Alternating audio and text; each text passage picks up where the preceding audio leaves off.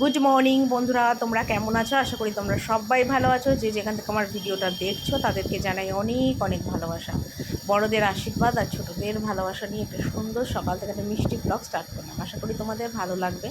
তো ঘুম থেকে উঠেছি কিন্তু অনেকক্ষণ আগে, কিন্তু কাজ শুরু করিনি এতক্ষণ, আর ভিডিওটাও শুরু করিনি কারণ ফোনটাই ছিল না আমার চার্জ।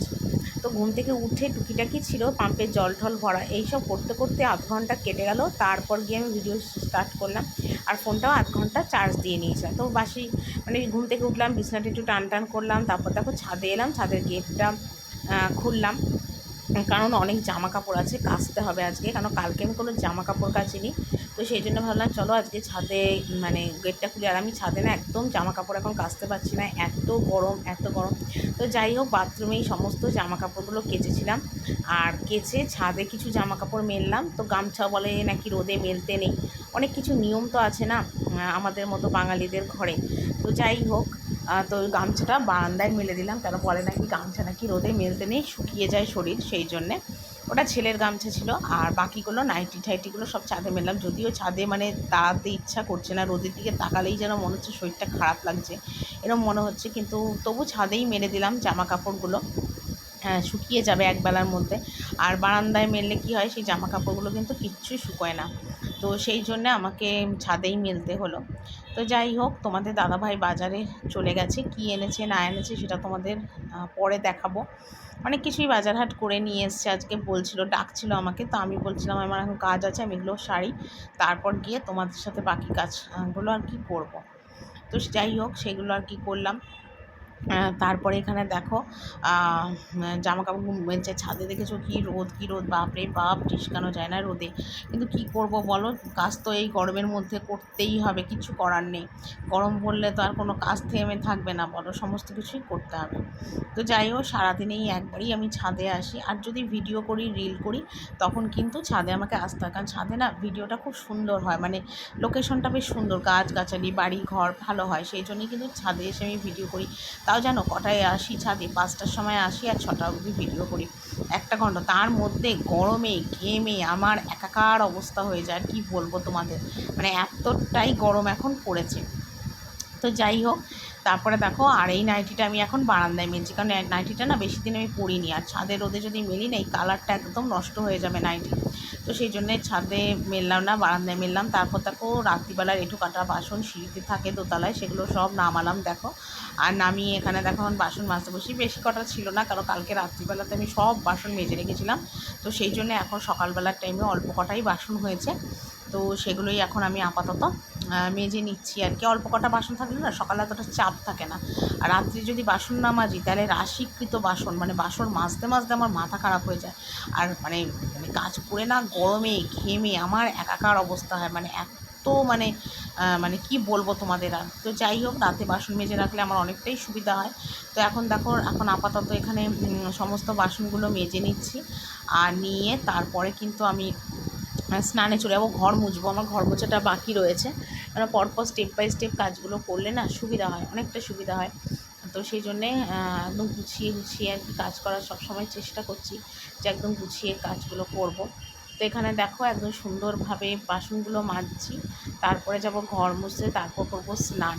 আর এত গরম পড়েছে তোমাদের বলে বোঝাতে পারবো না। এবার যেমন শীতও প্রচণ্ড পড়েছিল, তেমনি গরমও এবার আনলিমিটেড গরম পড়েছে।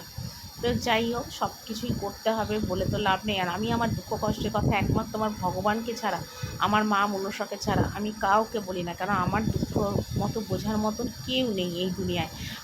আমি একা, আর আমার এই একা মানুষের সমস্ত সুখ দুঃখের কথা আমি আমার মাকেই জানাই। আদার্স ভাই আমি কাউকে বলি না, কেন আমার আগে এমন একটা সময় ছিল যে আমি না, আমার শরীর খারাপ হলে, কোনো সুবিধা হলে আমার ঘরের লোককে বলতাম, কিন্তু এখন আমি কাউকে বলি না।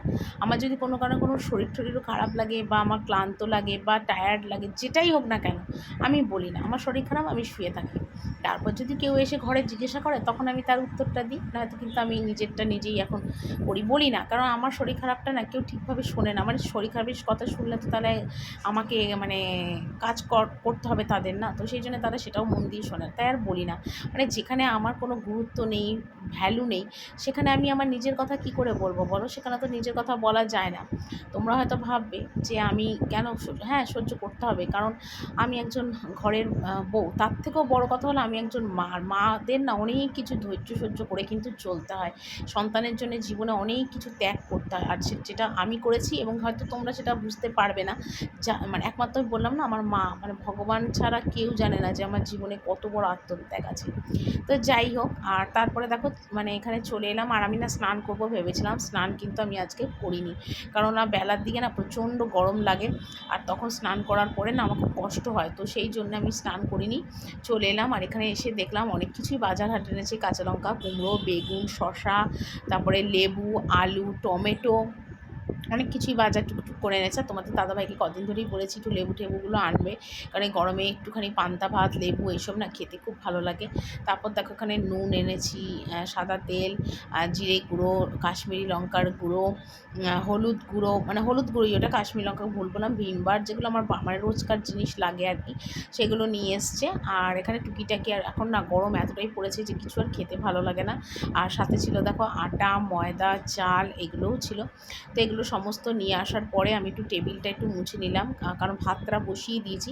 আর ভাত বসিয়ে ভাত বসিয়ে টেবিলটা মুছে নিয়েছি, তার একটাই কারণ ভাত ফাত রান্নার আগে আমি সব সময় টেবিল মুছি, কারণ সারা রাত আমার টেবিলটা খোলা পড়ে থাকে। আর তার জন্য আমি টেবিলটা রোজ রাত্রিবেলা করে মোছা হয় না, দিনের বেলা আমি রান্না তোলার আগে সমস্ত আর কি তুলে নিই। আর একটুখানি ভাত বেঁচেছে, যেটা আমি ভাত মিশিয়ে দেবো। তারপর দেখো এখানে রান্না বসিয়ে দিয়েছি, ঝপাঝপ রান্না করছিলাম। এখানে মনে হয় একটু বেগুন ভাজছিলাম যতদূর মনে হয়, কারণ বেগুন ভাজা দিয়ে ছেলেকে খেতে দেবো। যেদিনই বেগুন আসে সেদিনই আমি একটু বেগুন ভাজা ঘি দিয়ে বাবুকে খেতে দিই।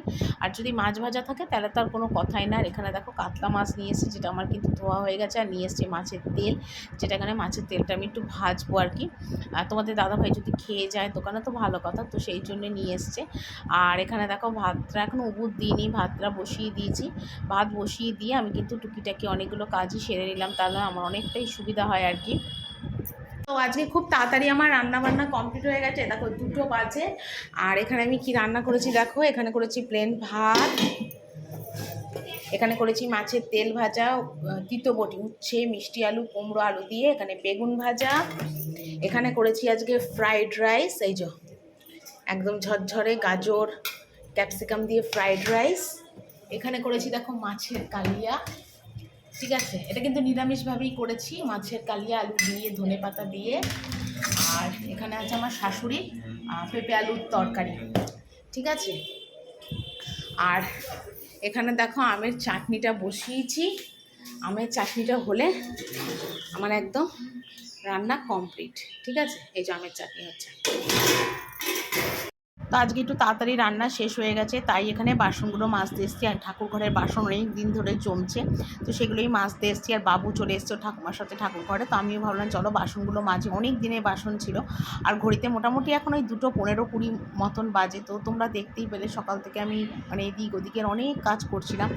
আর এখানে দেখো বাবুকে বলছিলাম, বাবু একটু ঠাকুর ঘরের ভিডিওটাও করে দে। তো এই দেখো আমার শাশুড়ি এখানে পুজো করছে। তো চলো এখানেই আজকের ভিডিওটা আমি শেষ করছি। আশা করি তোমাদের ভিডিওটা অনেক অনেক ভালো থাকবে। তো চলো কালকে আবার নতুন একটা ব্লগ নিয়ে তোমাদের সাথে দেখাতে হবে। Tata, bye bye.